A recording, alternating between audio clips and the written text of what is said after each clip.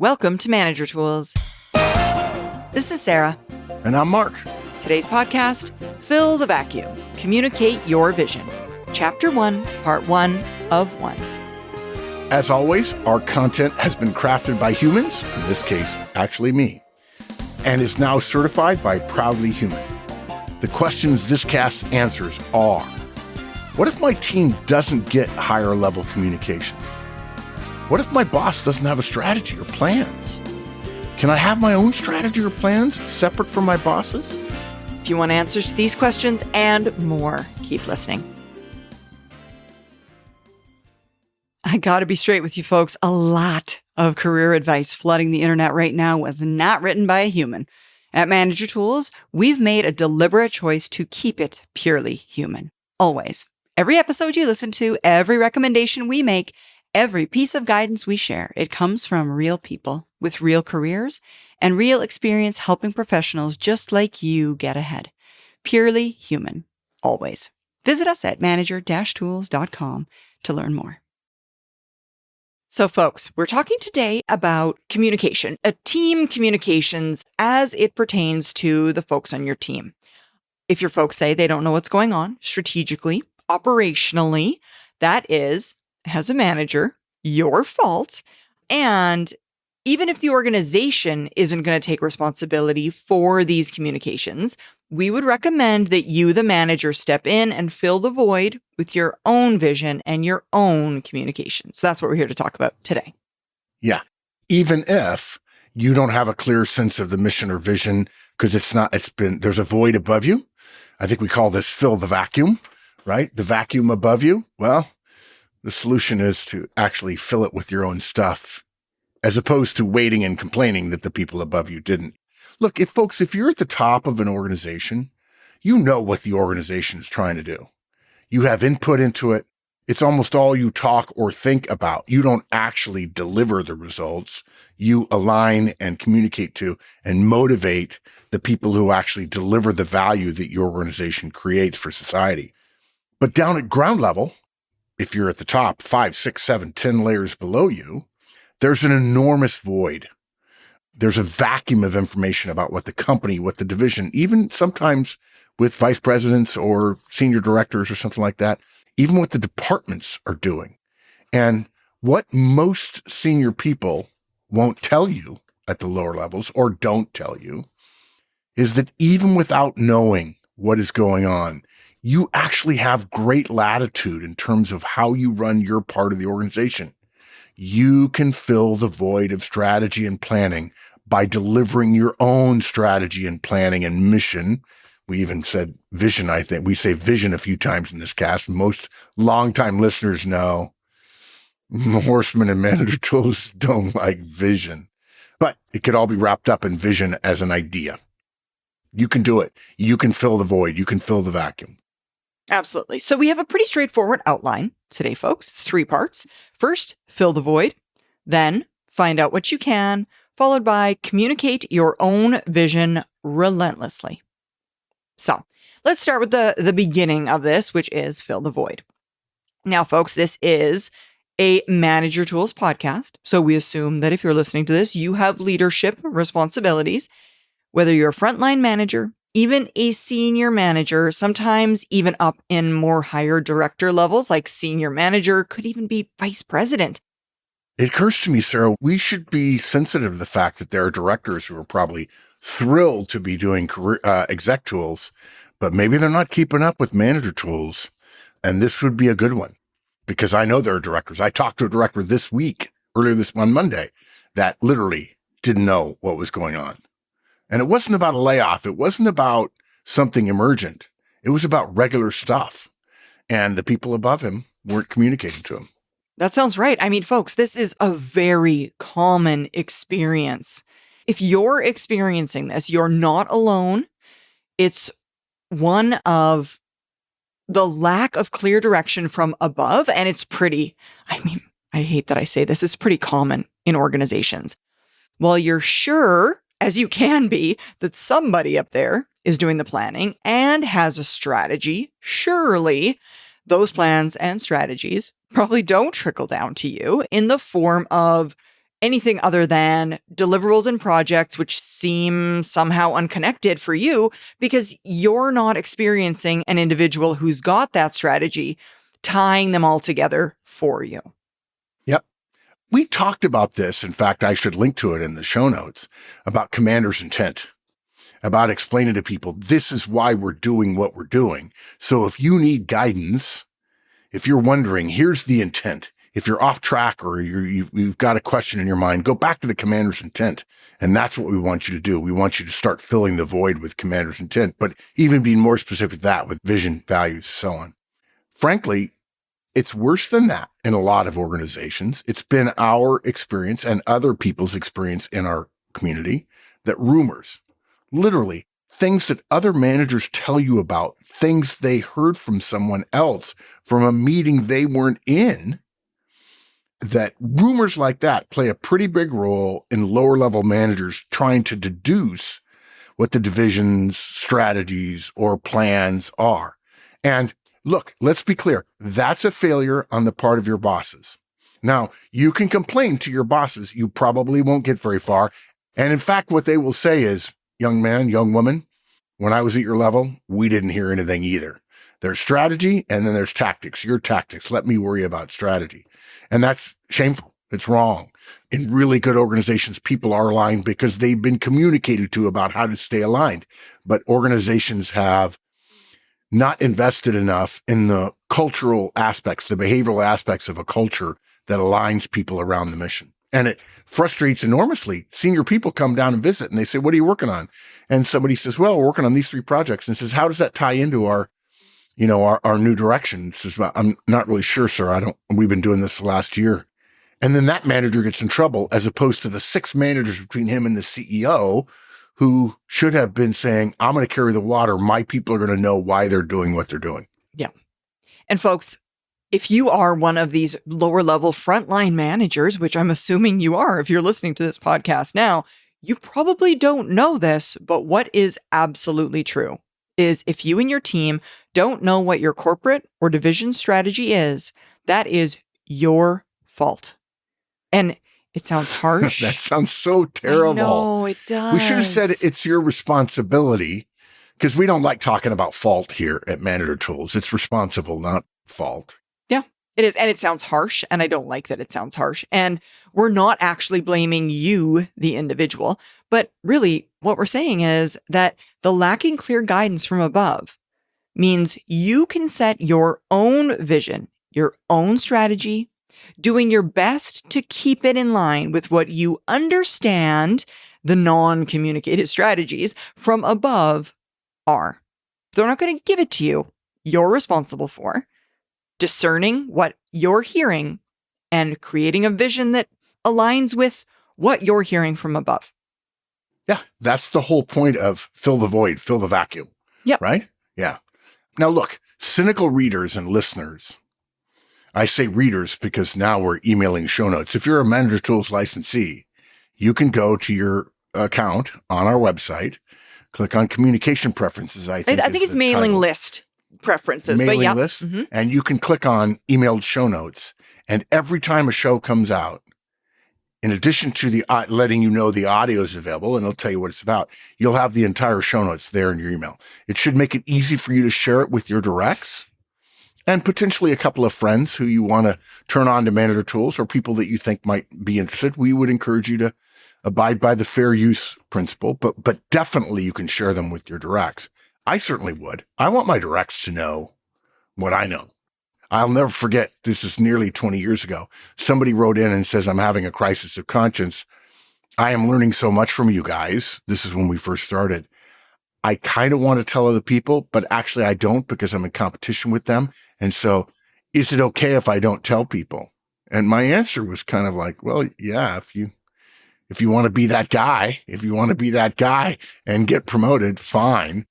But why wouldn't want to help a buddy out? I don't know. Certainly with directs, you'd want to do that. But look, cynical readers and listeners might immediately point out that there is risk with this approach. And folks, we're not going to argue with you. You're totally right. But that risk of choosing wrongly, of maybe not fully understanding what's going on above and still creating your own mission, your own strategy, your own vision, whatever, that's just a different form of risk.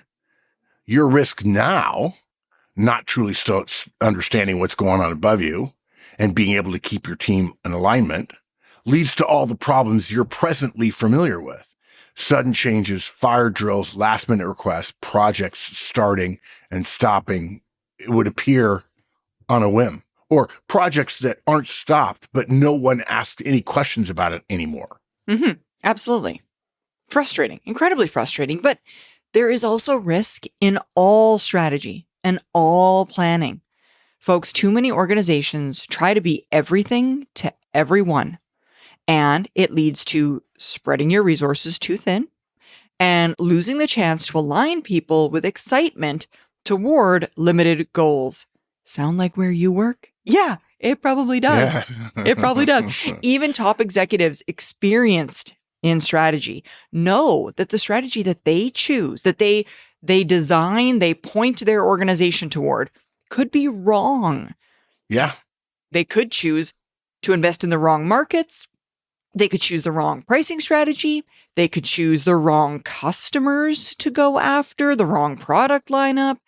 And the advent and speed of AI makes this even more true. Who even knows what a successful strategy would be? What is it, Mark? What are those people called that predict the future? Futurologists? Futurologists. You can get a PhD in futurology. Yeah. And they're wrong 50% of the time. They have a PhD in predicting the future, and they're still wrong half the time, which is basically flipping a coin, folks. Basically. Yeah. And actually, the executives that I've known, loved, respected, admired, Jamie Dimon, Larry Bossidy, Jack Welch, U.S. presidents, and so on, they all knew something. And Patton said it best, most colorfully, which he says, a good strategy violently executed today always beats a perfect strategy delivered next week. Right? You have to make a decision. You have to go in a certain direction. And executive leaders that I know all the time are like, we generally believe this is right. We may find out we're wrong. And there are all kinds of stories of strategies and missions and visions being wrong. But by gosh, pretty quickly, we're going to figure that out and we're going to adjust. And so they don't fall in love with their strategy. They're constantly testing it against the market to see whether or not it's working or it's not. And the folks I respect the most ones to say, okay, we decided to raise prices. In fact, in light of the oil embargo or who knows what else, that was the wrong strategy. And we need to come back to the drawing board and figure it out. I think that's a huge lesson, actually, Mark. And I'm sure it's one we've talked about before, but folks, if you, as an individual manager, let's say you manage frontline folks in your organization, your strategy, the one you choose now, based upon all the information you have, could be just as right or just as wrong as if you were the CEO of the organization. So don't be afraid to choose one. There's risk in both options. And it's not like the people at the top who've chosen the strategy that you wish you knew but don't know have it right anyway, necessarily. We actually have a podcast about this in Executive Tools about the new mode of executive failure. I think it's called the unseen or hidden mode of executive failure, where you're not going to be given much guidance at all, and you're going to have to chart a path, and you may choose the wrong path and deliver it perfectly and end up as an executive getting fired because you didn't deliver. Or you choose the right path and you don't execute effectively. I mean, once you're given more degrees of freedom, you end up with more risk associated with being wrong. But what we've learned over the years is choose your path, execute it violently, pay attention to the feedback you get, and then adjust, and you'll be fine. But if you don't choose a path, you're not going to be seen as a leader. You're not going to be seen as somebody who's ready to go to the next level. But look, why not learn now as a frontline manager or senior manager or director about how to plan a strategy or a vision? And we'll be talking about that in Executive Tools. We can't put it all in Manager Tools. There's too much. So, we encourage you to sign up for Exec Tools. But we do use the term vision loosely. By the way, I mentioned that earlier. We're not fans of corporate visions, but every human organization that is highly effective has a clear mission and has clear plans to achieve it. It doesn't just happen. They say, we're going to do X, and then they do X, and the market rewards them. even if it doesn't get down to the lowest levels, even if you're only an unwitting accomplice by doing your deliverable, the project that got dropped in your lap, and you don't really know why you're doing it, and your boss should have told you, and his boss or her boss should have told you, all that stuff, even if it doesn't get down to you, successful organizations have some sort of mission, some sort of compass needle pointing in a certain direction, west, northwest, south, west, southwest, whatever, and then they execute on it and deliver it. Mm-hmm. Now, folks, you're a manager. They don't make an individual who has no idea where we should be going as an organization the manager. They pick somebody different. They pick somebody else who's got the ability to chart a path, to know what direction, at the very least, we should be going. So instead of wallowing around in secondhand knowledge and trying to infer direction from a rain of what appear to be uncollected deliverables and projects, instead, we would recommend that you come up with your own direction for your team. And then fill the void above you with your own direction for your team. And you don't have to figure out the corporate strategy. Okay. If they don't give it to you, just decide, what kind of team leader do I want to be? What type of manager, what type of senior manager do I want to be? What kind of culture do I have? What is your team's mission? Do you not have one? You could start there. It's not that hard. If you need help, we have guidance. We'd bet your boss hasn't even given you the mission for her team, which includes yours. Does your team know your priorities? Or do they just know what they're working on? Have you connected their work streams in a way that helps them make decisions about their own priorities, a la the leader's intent or the commander's intent? Are you measuring everything? Or have you figured out that it'd be way smarter to only measure the things that align with your vision so that people don't worry about having to be embarrassed that they missed a measure on something that isn't aligned? Everybody measures everything because it's possible to measure everything. What you should be measuring are the things that are important. Yeah, exactly. Folks, what reports are you sending that you're pretty sure no one's reading? I mean, we've all got some of those, right? We know what are the important reports. Like if we miss that deadline, it's going to be a big deal. And which ones, if we didn't send, wouldn't be that big a deal. So why not stop sending those reports and see if, as it has happened thousands of times in the Manager Tools community, no one even notices. Suddenly, we now have report creation time that is free for you to marshal in service of your team's mission. And we said this before, right? Do you want to get in trouble for not doing the important things? No, you don't want to get in trouble for not doing the important things. That's the one thing you don't want to get in trouble for. Yeah, you're going to get in trouble for something. So get in trouble for not doing that report that really no one's reading anyway, because let's face it, you probably won't get in trouble for not doing that report. I have to make an aside here, Sarah. We're recording this on a Wednesday, only 4 or 5 days before this cast is going to go out because we've been so busy. And Things We Think went out this week. I think we're in our 19th year of Things We Think, if I'm not mistaken. That sounds right. I'm not sure actually the launch date, and I should know that. Yeah.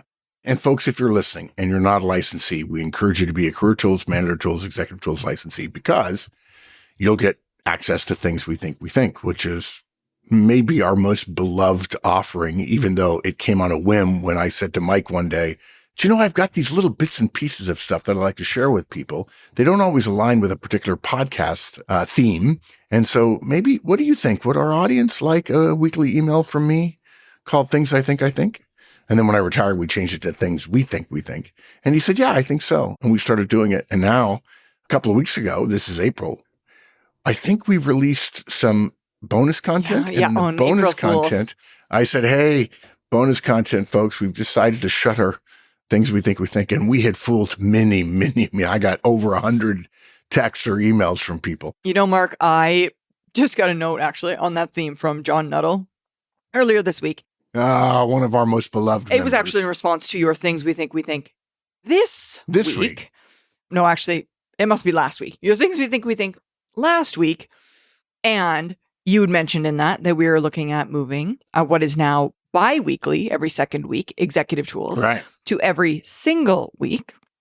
Right. And John wrote me a note and said something to the effect of, I'm still burned from the April Fool's joke, and I don't know whether or not to take you seriously. So, I should write that down and I should put a special note. Folks, for those of you who don't know, John Nuttall is one of our most beloved members of the community. I believe that John personally has been to more total manager tools training deliveries than any other person other than me and Sarah, Kate, and Amanda. Yeah, I'm sure. Yeah. He sends 2 or 3 people every time. And he's always there. He works at AT&T and he's always there checking on whether they're learning and encouraging them and so on. So the point I was going to make was years ago, we told the story of Mike leaving MCI and going to work at Bell Atlantic. This has got to be 2000 or 1998 or something in there. So, 25, 30 years ago. And he came across what used to be known as green bar reports. Some of you probably recognize the phrase green bar, that computer paper that was particularly wide and it was belt fed through and it had perforations in it and so on. And there were tons of them in his office when he took over at Bell Atlantic. And he started asking around, what is this stuff? He says, we prepare this report every week. And then he started talking to people who the report went to, and none of them read it because it it looked old and it wasn't valuable. So he just stopped doing it. The reason 3 people who spent time on that, creating that report every week, the reason they didn't want to say, I'm not sure anybody's listening or reading it because they don't ask any questions about it. The reason they didn't is job security. I mean, yeah, that's a really good reason not to tell anybody. So he went down and said, I promise you're not going to get laid off or fired. We're going to get rid of that report. I'm going to find something else for you to do. And they were delighted because otherwise they were just driving down a dead end really fast in a Maserati. It wasn't very good. So that's sort of the original example of reporting that doesn't work and isn't valuable. So look, you should ask yourself, what culture do you want for your team? And for those of you who are licensees, there are a couple of podcasts about culture that we have linked to at the bottom of these show notes. If you're listening and you're not a licensee, you can go to the webpage for this page and you can click on those links and learn more about them. Remember, culture is behavior. How do you want your team to behave? Do you want timeliness? Do you want more communication or less communication? You're crazy if you want less. Do you want decisions made rather than people constantly asking you for guidance? We certainly hope you'll want a culture that includes performance, that is the ultimate culture. And that means behaviors that meet the goals and deliverables of the team. But these are the kind of questions you should be asking yourself about what kind of team you want to be. What kind of vision or mission or values or strategy do you want your team to have, even though you don't know what's happening above you enough to deduce what yours should be because it's been waterfalled. All that top level stuff has been waterfalled to you appropriately. Absolutely. And don't think, folks, that the task is too daunting. Just start with a small part of the mission. You don't have to sit down and figure the entire thing out in one sitting. We'll be adding to this guidance in the months ahead. This is, as you can see, a chapter 1. So pay attention to future releases. And folks, in today's world, we can say, just ask AI to help you create your initial mission, give you a draft 1, ask it about other teams' missions, people that do things that you do, feed in your deliverables and your job descriptions and what you know about your division or department. And folks, don't spend a bunch of time and a bunch of hours making it fancy. That's where people get ahead of themselves. Don't. Just write it all down. Don't make it fancy. It's not a vocabulary exercise. No, and it's not a beautification effort either. Your very first mission doesn't have to be in this beautiful document that you could hang up on the wall, be poster sized because it's gorgeous. You're going to iterate on it. Your first draft, your second draft, heck, your 10th draft aren't going to be your final draft. So keep them in a way that's easy to change, easy to iterate and update. Yeah. Speaking of missions and having them beautified or not, when the US and England, and with the help of France and Australia and New Zealand and many other allies, invaded Europe on D-Day in 1944, June 6, 1944, the mission that was given to General Eisenhower, the American general who was the supreme Allied commander of Europe, SACEUR, the mission statement that he got from Prime Minister Churchill, I don't know what Joseph Stalin's title was, Premier, I think, and the President of the United States, FDR, Franklin Delano Roosevelt. The mission he got was 50 words long.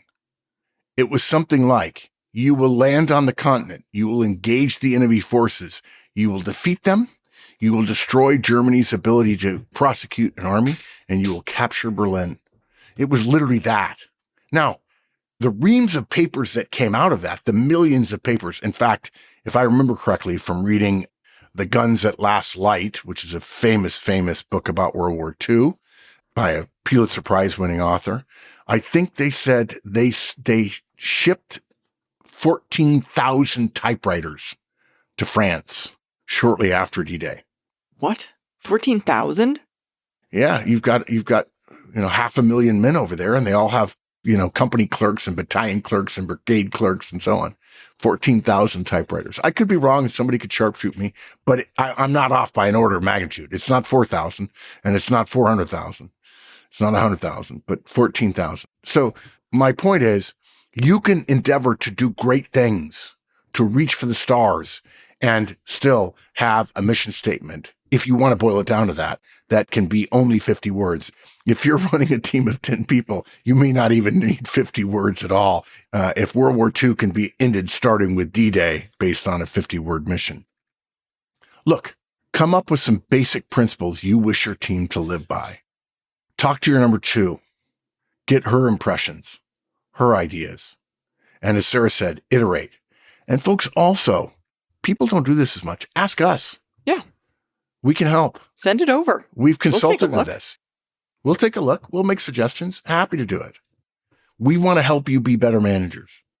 And we'd like you to help us by becoming a licensee so we can fund the mission. But even if you're not, we'll help. Why? Because we were there one day and nobody helped us. And we don't want the world to be that way anymore. Hey folks, as the token Canadian over here at Manager Tools, I want to let you all know I'm going to be up in Canada with 2 upcoming public conference events, and I would love for you to join me. I'm going to be in Toronto. That's May 6th and 7th for the Effective Manager and Effective Communicator conferences. And then the very next week, that's May 12th and 13th, I'm going to be in Vancouver. And I would love to have any of my Canadian friends, all of my Canadian friends, that is, join me there. So you can check it out online, register at manager-tools.com/register to join me in Toronto and Vancouver. I hope to see you there. Next part of our guidance then is find out what you can. Folks, we encourage you to do all that you can to learn what you can about the mission and direction of your boss and their boss and their boss. Ask to see strategy decks that they've been given. Ask for access to their calendar. You can come to our Effective Senior Manager Conference, where we teach you how to swim upstream. And folks, there is a podcast, a Manager Tools podcast called Swimming Upstream. And again, in our ESMC, you can learn about the sources and causes of the reign of your projects and deliverables. And we're going to be releasing that guidance in an Executive Tools cast soon as well. If you're not an Executive Tools licensee, now might be a good time to subscribe. As I mentioned earlier, we're going to be beginning weekly casts soon. We think that's going to come around in about June. Right now, Executive Tools is presently bi-weekly. But based on demand, we're going to speed it up to delivery every single week. And for our friends in the UK, that means Executive Tools is fortnightly, one of my favorite words in the English language. Also, if you're a licensee, you can use a new MT community-created AI tool known as the Black Widow Mistake Correction Tool. Now, if you're not an Exec Tools listener, you don't know what the Black Widow mistake is, but we've talked about how people, when they get to more senior levels, they actually start narrowing their focus when in fact they should be broadening their focus. It was invented entirely for situations like this, where you want to know more about what's going on, quote unquote, above you. Kreslav Babinin, a Ukrainian working in Poland for Siemens, who is also an executive coaching client of mine, has created an industry tracking tool with an instructional video to help you start to understand what happens outside of your organization. And we're going to have more guidance about this, about learning more about swimming upstream in the months ahead as well. All right. That takes us then to the last piece of our guidance, communicate your own vision relentlessly. And folks, most frontline managers are only on the receiving end of Horstman's law of organizational communication.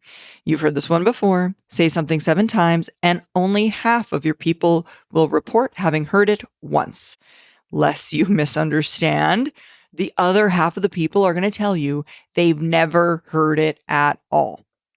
As I've said before, from my experience in politics and writing speeches and campaign speeches and so on, politicians give the same speech over and over again. And right before they go on stage, they ask their assistant, what town am I in? So they make sure they change it from Fremont to Oakland to Detroit to Alpharetta to Fredericksburg to Edmonton to wherever. Probably not Edmonton, but it's just an example of a city. Yeah. Well, no. Probably not Edmonton, because a politician wouldn't campaign in Edmonton. A rock band might go from Detroit to Chicago to Edmonton. Yeah, I was thinking it was a musical artist. I'm sorry. I didn't hear the politician reference. Oh, yeah. The musical bit. I think on YouTube, you can go and find videos of people saying, hello, Detroit, and they get booed in Chicago. Yeah. So that's the last thing that frontmen or women do before that. What city am I in? And if you want even a better story of that, read or listen to Jackson Browne's song, The Loadout and Stay, where he talks about that very thing. I don't know where I'm going. I don't know where I've been, but I know I'm on the road. Look, guys, there are some simple things you can do. It's not rocket science. And by the way, we're not going to give you all the things we can do. As I said, this is chapter 1. There's more to come. Start every staff meeting with a review of your key projects that support your mission, your vision. Connect the work to the bigger picture as best you understand the bigger picture.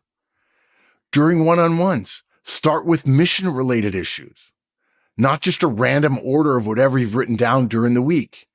Do some strategic thinking for 30 seconds. I mean, it only takes you 30 seconds before each one-on-one to make sure you give pride of place. What does my boss talk about first? He talks about mission stuff, okay? And vision essentials. Kick off your skip level meetings with a mission and vision review.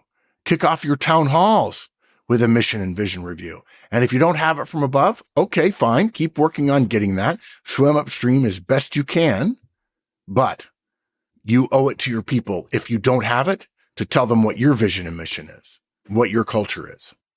Mm-hmm. And folks, we're going to keep coming out with guidance to help you in this vein. Like, for example, an upcoming Manager Tools podcast will be how to create and deliver a communications plan. And it's going to be made specially available to all Manager Tools listeners. Your communications plan is going to have regular reviews of things like, in this case, mission and strategy, and tie projects and activities back to, in order to make sure it's done frequently. You have those communications, those conversations, keeping it top of mind for the folks on your team. And the reason that's in this particular cast, folks, is because I've been intending to write the communications plan guidance for 10 years and haven't gotten to it yet. So I'm going to get to it. We've now committed. You've now publicly. committed. It's like when you go on a diet and then you tell your friends you're on a diet. Yeah. And then they make sure you order salad. Yes. Wah, wah. Yeah, exactly. So here's how some of these communications might sound in your day-to-day. And what we're trying to suggest to you is, rather than only talking about tactics, you connect your tactics back to your vision, back to your mission, back to your strategy with things like this. We're doing this because the company is doing so-and-so, and this is how that connects. This is important because we support the sales team in their new outreach to mid-tier firms. This is a priority because revenues are flat, and this is connected to a new revenue source. Or we play an important role in this because our governmental clients are doing their end of fiscal year spending. That happens in the U.S. every year in September. Before the fiscal year ends, people want to spend all their budget so their budget isn't cut the next year. And companies respond to that. Companies have divisions and departments that support the government or the military, both the same thing. And people should know. And they should know that there's a time limit on this project because we have to capture the spending before the end of the fiscal year, September 30th. Mm-hmm. And folks, lest you're worried about Horstman's law of organizational communication, you'll know when your people have actually heard you and therefore they can act upon it when they start complaining about how sick they are of hearing about the mission and vision. Everything they say is about the mission and vision. Exactly. That is the standard. That's the level of frequency and repetition it's going to take to break through everyone's assumptions that they don't know anything about the mission and vision. You have to keep talking about it, constantly talk about it. Then they will figure it out. Yeah. And look, here's another example. I gave you some examples of things to say. Here's another example. Somebody suggests, well, we might want to consider doing this. And you can say to them, how does that relate to the mission? No, it really doesn't. Okay, we're not doing it. Put it aside. We could talk about it later. Maybe it will relate to our mission at some point. Somebody says, I think this might be something interesting to do that might help us. Okay, is that primarily, secondary, or tertiarily related to the mission? Tertiarily, we're not doing it. Secondarily, we're not doing it. We don't have enough people as it is now, folks. So we're not doing it unless it's primarily related to the mission.